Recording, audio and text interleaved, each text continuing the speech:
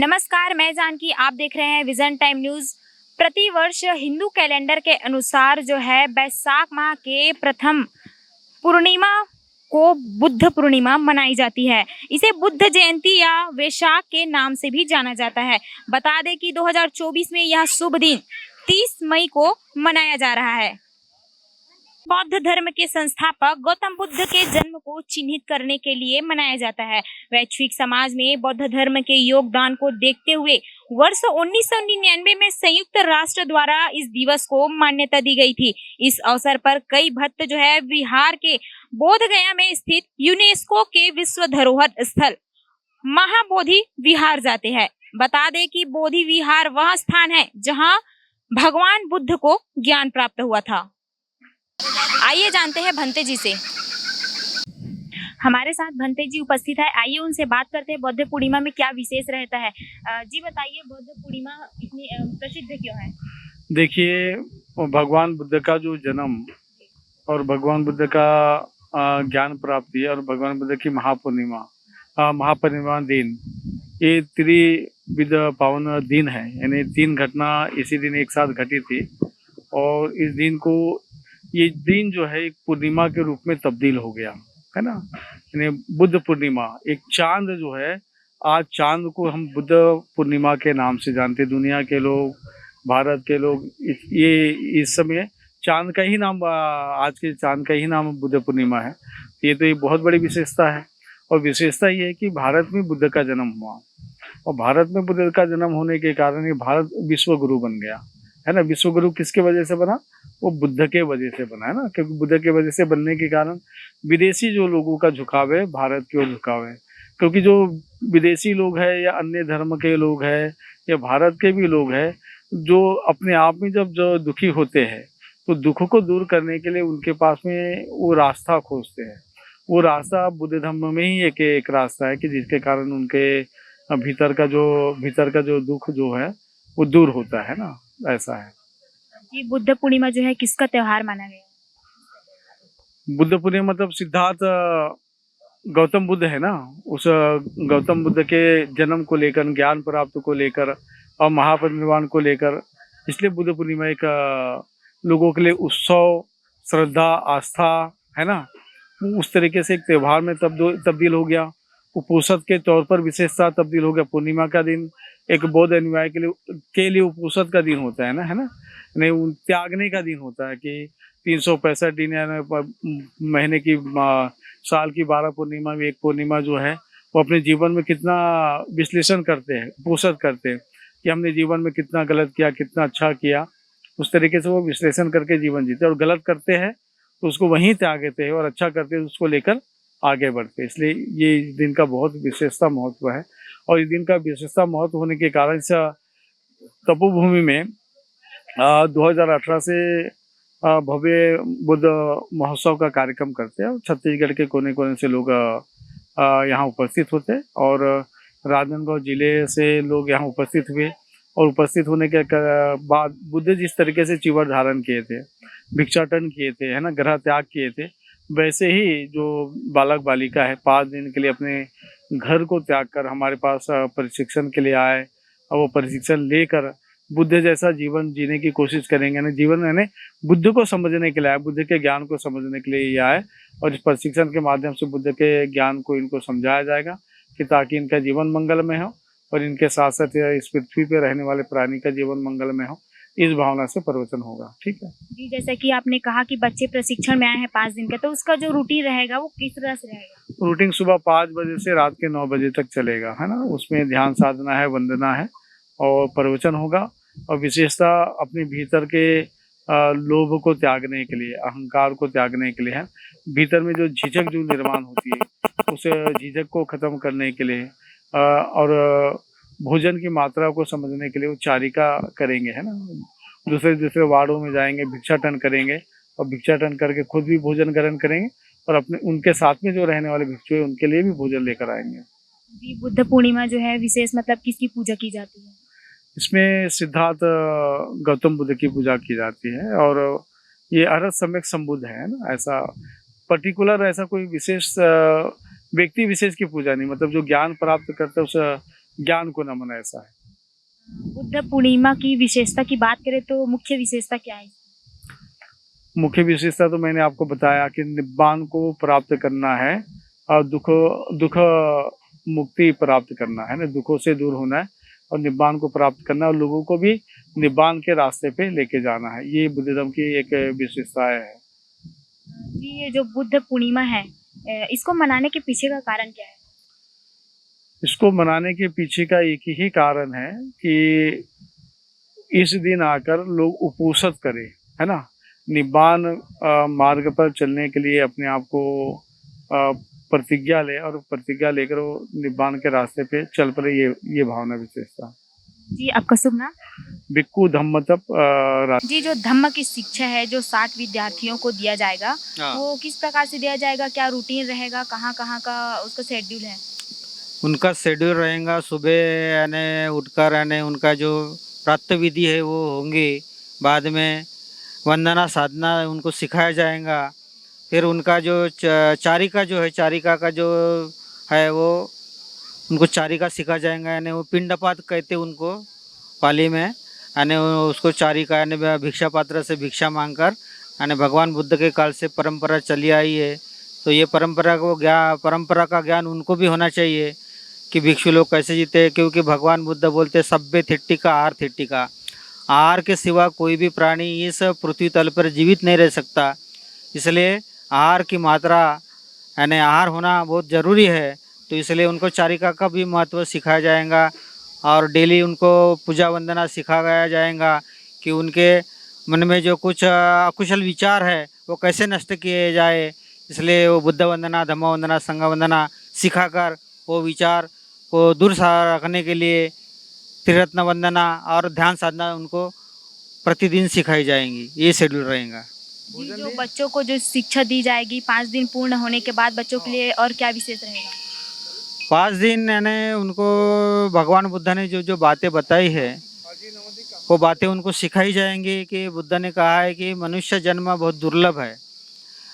मनुष्य का पतन होता है, पतन 12 कारण से होता है और उनकी उन्नति करने के लिए भी भगवान ने 38 प्रकार का ज्ञान बताया है। ये ज्ञान भी महामंगल सूत्र में उन्होंने बताया है, ये सूत्र भी उनको सिखाया जाएगा। ऐसी थोड़ी थोड़ी उनको शिक्षा उनको प्रतिदिन देते रहेंगे, यानी वो एक साथ देने से तो उनके वो सर से ऊपर जाएंगी, इसलिए थोड़ी थोड़ी शिक्षा वो सीखेंगे तब उनके वो व्यवहार में आएंगे। जी, मेरा कहना है कि जो 5 दिन का जो शेड्यूल मिला है वो पूर्ण होने के बाद बच्चों के लिए क्या विशेष है और मतलब 5 दिन पूरा होने के बाद वो लोग क्या करेंगे? वो बच्चे लोग 5 दिन का शेड्यूल पूरा होने के बाद वो घर में भी जाकर वो बच्चे जो चीज़ें गुरु ने बताया वो चीज़ का वो प्रैक्टिस करेंगे, सराव करेंगे, उनके जीवन में वो उतारने का प्रयास करेंगे, तो उनका जीवन मंगलमय होगा और वो जिस घर से आए हैं उन घरों में भी उनका जीवन, घर वालों का भी जीवन वो मंगलमय बनाने का प्रयास करेंगे। यही शिक्षा रहेंगी वो। जी, जो ये आयोजन है कितने सालों से चलता आ रहा है? ये तो अभी यहाँ तो यानी पूरे भारत में चलता है, पूरी दुनिया में चलता है ये आयोजन और प्रत्येक आदमी को शिक्षा सिखाई जाती है, क्योंकि प्रैक्टिकल जीवन जो होता है थ्योरी से आदमी समझ सकता है, मगर जब प्रैक्टिकल जो बात होती है प्रैक्टिकल से आदमी यानी आचरण से आदमी सीखता है। तो ये आचरण सिखाने के लिए ये प्रैक्टिकल विधि होती है। तो इसमें जो है बच्चे जो आने के लिए शिक्षा ग्रहण करने के लिए क्या कुछ विशेष कुछ नियम रहते हैं? उम्र का यानी 10 साल के ऊपर का जो है, जो अपने काम कर सके, ऐसे लोगों को शिविर में आने के लिए प्रवेश मिलता है। जो अपने काम कर सके, जिनको जो अपने काम कर सकते नहीं उनको शिविर में अनुमति नहीं होती। अपने कितने की संख्या में मतलब यहाँ शिक्षा ग्रहण करने के लिए आ सकते हैं? 10 के ऊपर चाहे 40-50 तक जो उम्र है वो आ सकते हैं शिक्षा सीखने के लिए, ऐसा कोई प्रावधान नहीं है। तो आप जो है बाकी और भी बच्चे हैं उस उम्र के, उसको क्या कहना चाहोगे? नहीं, जो बच्चे यानी नहीं आते हैं उन्होंने यानी ये वीडियो देखकर वो भी सीखने का प्रयास करें, अपना जीवन दुख मुक्त करने का प्रयास करें क्योंकि बुद्ध ने बोला है कि आदमी का जीवन बड़ा तकलीफमय है, चाहे संन्यास धारण करो चाहे गृहस्थ जीवन जियो। तो जिसके पास में मॉरल होता है, जिसका मनोबल मजबूत होता है, तो मनोबल मजबूत करने की शिक्षा सिखाई जाती है। और ये मध्यम मार्ग जो है भगवान बुद्ध का, ये मध्यम मार्ग सीखने से जो दुख है वो दुख दूर करने के लिए मध्यम मार्ग को सीखना चाहिए। हर इंसान के लिए वो मध्यम मार्ग की आवश्यकता होती है। जी, मोहारा में स्थित ऑक्सीजोन में जो है आज आयोजन हुआ है, तो इस आयोजन के बारे में बताइए। इस आयोजन के बारे में ये तो यानी दो कार्यक्रम होता है बुद्ध पूर्णिमा का, तो ये कार्यक्रम तो हमेशा चलते रहेगा, मगर आज ये विशेष रूप से ये 5 दिन का शिविर रखा गया है, यानी प्रैक्टिकल जीवन से वो कुछ सीखे। बौद्ध पूर्णिमा का क्या महत्व है? वैशाख पूर्णिमा के दिन हुई और उनका महापरिनिर्वाण यानी उन्होंने देह भी इस वैशाख पूर्णिमा को त्याग दिया, इसलिए इस पूर्णिमा को त्रिगुण पावन पूर्णिमा कहलाते हैं। और ये उपोषद दिन करके जो बुद्धिस्ट लोग जो है, जो उनके फॉलोअर्स है, जो अनुयायी हैं, वो उपोषद दिन करके मनाते हैं, बौद्ध उत्सव मनाते हैं। अपना जो कुछ जो गलतियां है वो गलतियां त्यागने का प्रयास करते हैं, इसलिए उपोषद मनाते हैं। ऐसा ही पूर्णिमा का महत्व है। ये पूरी दुनिया में मनाई जाती है, भारत में ही नहीं, क्योंकि भगवान बुद्ध का जन्म पहले जम्मूद्वीप था, भारत में हो गया। और भारत भगवान बुद्ध के कारण विश्व गुरु बन गया, इसलिए सारे जो लोग हैं उनके दुनिया में जो अनुयायी हैं उनको महागुरु बोलते हैं, विश्व गुरु बोलते हैं। और त्रिपावन पूर्णिमा जो आती है बड़े धूमधाम से हर देशों में मनाई जाती है। तो ये तपोभूमि में भी त्रिगुण पूर्णिमा का हर साल प्रोग्राम मनाया जाता है। इस साल एक कार दान का भी यहाँ पर समारोह हो गया। 60 श्रामणेरियों को दीक्षित किया। जैसा भगवान बुद्ध ने पहले 5 लोगों को दीक्षित किया था, बाद में 60 लोगों को दीक्षित किया। 60 लोगों ने और भगवान बुद्ध एक, ऐसे 61 लोगों ने पूरे दुनिया में दुख मुक्ति का मार्ग का प्रसार किया। ये वही कामना करने के लिए आज ये तपोभूमि में 60 लोगों को दीक्षित किया गया। उनको 5 दिन तक ये धम्म तप बंती जी संभालेंगे, उनको धम्म की शिक्षा देंगे, धम्म में दुख कैसा नष्ट हो तो किया जाता है वो मार्गदर्शन करेंगे। अभी वो उनका निवास यानी भारकापारा जो बुद्ध विहार है वो बुद्ध विहार में उनका निवास रहेगा, उन्हीं में उनको शिक्षा दी जाएंगी। इस तरह बुद्ध पूर्णिमा मनाई जाती है और सारी दुनिया में पावन पूर्णिमा करके मनाई जाती है। तो सारे लोगों को मंगल मैत्री, नमो बुद्धाय, जय भीम, सबका मंगल हो, सबके दुख नष्ट हो, सारे विश्व का कल्याण हो, सारे विश्व दुख से छुटकारा पाए, ऐसी कामना करते हुए यहीं पर अपने वचनों को विराम देता हूँ। नमो बुद्धाय। जी, आपका शुभ नाम? मेरा शुभ नाम बदंत नागसेन महातेरो, भंडारा महाराष्ट्र में रहता हूँ। दीक्षा के लिए यहाँ पर आया था। बौद्ध धर्म के संस्थापक गौतम बुद्ध का जन्म सिद्धार्थ गौतम के रूप में लगभग 563 ईसा पूर्व लुम्बिनी में हुआ था और वे शाक्य वंश से थे। इन्होंने बिहार के बोध गया में एक पीपल के पेड़ के नीचे बोधि ज्ञानोदय प्राप्त किया था। बुद्ध ने अपना पहला उपदेश सारनाथ में दिया, जिसे धर्मचक्र प्रवर्तन कानून के पहिए का घूमना के रूप में जाना जाता है। जी, आप जो है आज जो है बुद्ध पूर्णिमा के अवसर पर यहाँ आए हुए हैं, तो बताइए क्या इस आयोजन के बारे में बताइए, क्या विशेष रहा? प्रति वर्ष अनुसार इस वर्ष भी राजनांदगांव के इस तपोभूमि पवित्र धरती पर विगत 4-5 वर्षों से लगातार जो है बुद्ध जयंती का आयोजन किया जा रहा है। यहाँ पर काफ़ी संख्या में लोग आते हैं, हजारों की संख्या में आते हैं, यहाँ पर अपनी श्रद्धा व्यक्त करते हैं और उनके जो दुख होते हैं उस दुख को दूर करने के लिए वो इस जगह पर आते हैं, यहाँ पर अपनी बातें रखते हैं और यहाँ पर सभी के लिए भोजन की व्यवस्था की जाती है। यहाँ पर दूर दूर से भंते जी आते हैं, धम्मगुरु आते हैं, उपासक उपासिकाएँ यहाँ पर आते हैं और यहाँ पर आने के बाद बहुत ही शांतिपूर्ण वातावरण, बहुत ही अच्छा महसूस होता है क्योंकि नेचर के बीच में जो है यहाँ पर बुद्ध की प्रतिमा स्थापित की गई है। बगल में नदी है, पेड़ पौधे हैं, ऑक्सीजोन इसको कहा जाता है ना। और जिस तरह से ऑक्सीजोन इसका नाम है और ऑक्सीजन के बगैर जो है इंसान का जीवन चल नहीं सकता, वैसे ही भूख जब लगती है इंसान को तो वो जब तक खाना नहीं खाता उसका शरीर काम नहीं करता। उसी तरह मन के पवित्र होने के लिए भी बहुत आवश्यक है। तो मन को पवित्र करने के लिए बुद्ध के जो संदेश हैं, उनके जो उपदेश हैं, उनके जो विचार हैं, उसको जब हम ग्रहण करते हैं और विशेष तौर पर इस तपोभूमि में जब आते हैं तो हमें काफ़ी अच्छा महसूस होता है, काफ़ी शांतिपूर्ण वातावरण यहाँ पर रहता है।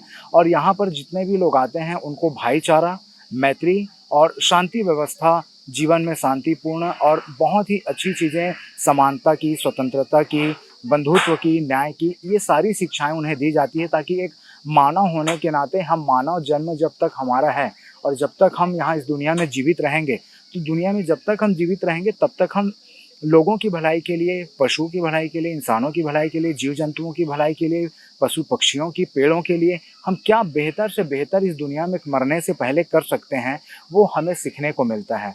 तो काफ़ी अच्छा वातावरण यहाँ पर रहता है। और इस बार भी हम आए और धम्मगुरुओं के माध्यम से हम सभी को बहुत ही अच्छी शिक्षा प्राप्त हुई, मार्गदर्शन प्राप्त हुआ और हमें अपने आगे वाला जो जीवन है, जितना भी बचा हुआ है, उसको भी बहुत ही अच्छे कामों में लगाएंगे, लोगों की मदद करेंगे, लोगों के साथ भाईचारा रखेंगे, ताकि यहाँ पर इस देश में, इस शहर में हर जगह पर शांति कायम रहे और हमारा देश खुशहाल रहे। जी, आपका शुभ नाम? मैं संदीप कोल्हाटकर, राजनांदगांव से। आइए हम बात करते हैं शिक्षा ग्रहण करने आए हैं जो विद्यार्थी उनसे। जी, आपका नाम? आदर्शगढ़ पहले आप यहाँ किस लिए आए हो? ज्ञान लेने। कौन सा ज्ञान लेने? धम्म जो तथागत गौतम जी किए थे वो चीज़ हम फिर से दोहरा रहे हैं और वो कैसा जिए वो चीज़ अपन कर रहे हैं और सब वही। कहाँ से आए हो आप? स्टेशन पारा राजनांदगांव। स्टेशन पारा। ये कितने दिन का कार्यक्रम है? 5। और कहाँ दिए हैं शेड्यूल? बहुत जगह दिए, पूरा राजनांदगांव शहर। आपका नाम क्या है? सौरनी कुशी। कहाँ रहते हो? दुर्ग। यहाँ किस लिए आए हो? धम्म के बारे में, ब्रह्म के बारे में जानने के लिए। आज कौन सा दिवस, कौन सी जयंती है? जी, यहाँ से जो 60 बच्चे को प्रशिक्षण में भेजा गया है 5 दिवसीय, जी उसका शेड्यूल क्या रहेगा? उसका वैसे शेड्यूल जो है वो ये रहेगा कि सुबह उनको मॉर्निंग में 4 बजे उठना है। 4 बजे उठने के बाद वो अपना जो भी डेली का जो रूटीन रहता है वो करेंगे। फिर उसके बाद उनका परित्राण पाठ वगैरह करना, पूजा करना, साथ में अपना ध्यान साधना वगैरह, ये सब चीज़ें रहेंगी। और ख़ास तौर पे बच्चों को उनको वो चीज़ सिखाना है जो एक आज की जनरेशन में हम जो आज बड़े हो जाते हैं तो उस बहुत सारी चीज़ों को नहीं कर पाते हैं। बट अगर वो बच्चे अभी से सीखेंगे तो आने वाले समय में जो है वो एक हार्ड वर्कर जो चीज़ें होती है वो उन चीज़ों को सीख सकते हैं। तो यही जो एक बच्चों के दिनचर्या में होना चाहिए कि हमें अनुशासित कैसे होनी चाहिए, हमको अनुशासन में रह के क्या हमको करना चाहिए, क्या नहीं करना चाहिए, क्या हमारे लिए सही है, क्या गलत है, ये सब चीज़ें वो उसमें सिखाया जाएगा। तो इसमें ये सेशन होगा कि अगर हम 4 बजे उठ रहे हैं, उसके बाद उठने के बाद उनका ध्यान साधना रहेगा, फिर परित्राण पाठ रहेगा, मतलब एक पूजा विधि रहती है वो, और उसके बाद उनका ये चीज़ रहेगा कि फिर उनका एक नाश्ता होगा। नाश्ता करने के बाद फिर उनको सिखाया जाएगा कि हमको बैठना कैसे है, एक जो बौद्धिस्ट जो एक रूल्स होते हैं वो सब चीज़ें। जी, आपका नाम? शुभम रावत। बौद्ध धर्म के संस्थापक गौतम बुद्ध का जन्म सिद्धार्थ गौतम के रूप में लगभग 563 ईसा पूर्व लुम्बिनी में हुआ था और वे शाक्य वंश से थे। इन्होंने बिहार के बोध गया में एक पीपल के पेड़ के नीचे बोधि ज्ञानोदय प्राप्त किया था। बुद्ध ने अपना पहला उपदेश सारनाथ में दिया, जिसे धर्म चक्र प्रवर्तन कानून के पहिए का घूम। भारत में बौद्ध धर्म की शुरुआत लगभग 2600 वर्ष पहले हुई थी। बौद्ध धर्म की मुख्य शिक्षाएं 4 महान आर्य सत्य और अष्टांगिक मार्ग की मूल अवधारणा में शामिल है। बता दें कि दुख, पीड़ा और उसका विलुप्त होना बुद्ध के सिद्धांत के केंद्र में है। तो जैसे कि आपने भंते जी से सुना और यहाँ पे जो शामिल हुए थे जो लोग, जिन्होंने बताया कि जो ये कार्यक्रम है 5 दिवसीय है, इसमें जो है बच्चों को प्रमुख शिक्षा दी जाएगी और नए तरह की जो है चीज़ें सिखाई जाएगी। इसी के साथ मैं जानकी, कैमरा पर्सन विपेंद्र वर्मा के साथ विजन टाइम न्यूज़, राजनांदगांव।